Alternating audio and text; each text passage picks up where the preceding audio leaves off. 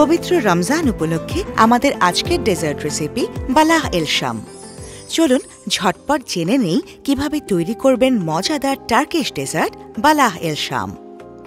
Balah এল শাম তৈরিতে আমাদের যা যা লাগবে তা হল water 140 ml, marks full cream milk powder 140 ml, butter 90 গ্রাম, সুগার 14 গ্রাম, সল্ট 4 গ্রাম, ফ্লাওয়ার 170 গ্রাম, বেকিং পাউডার হাফ চা চামচ এবং এগ 200 গ্রাম। প্রথমে একটি পাত্রে ময়দা, চিনি, সল্ট এবং বেকিং পাউডার ও বাটার নিন। বার্নারটা অন করুন। স্প্যাচুলার সাহায্যে ভালো মতো নাড়তে থাকুন। কিছুক্ষণ পর পানি এবং আগে থেকে গুলিয়ে রাখা মার্কস ফুল ক্রিম মিল্ক দিয়ে দিন। সবকিছু দিয়ে মিক্স করে কন্টিনিউয়াসলি নাড়তে থাকুন।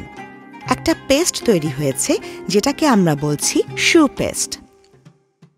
বালাহ এল শামের জন্য ডোটা নামিয়ে নিয়ে একটা পাত্রে রেখে দিন।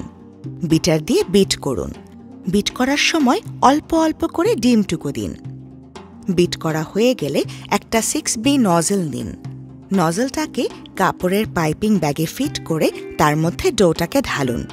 30 মিনিটের জন্য চিলারে রেস্টে রাখুন। এবার সিরাপ প্রস্তুত করার পালা।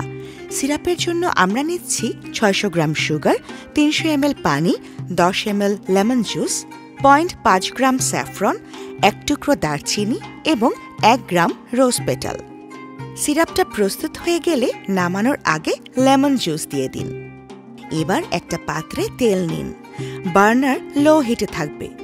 ঈষদুষ্ণ ডুবো তেলে আমরা বালাহ এল শাম ভাজব। এভাবে করে পাইপিং ব্যাগ থেকে সমান সাইজে বালাহ এল শাম তেলে ছাড়ুন। একদম গোল্ডেন ব্রাউন হয়ে এলে নামিয়ে নিন। আগে থেকে প্রস্তুত করে রাখা সুগার সিরাপে বালাহ এল শাম ঢেলে দিন।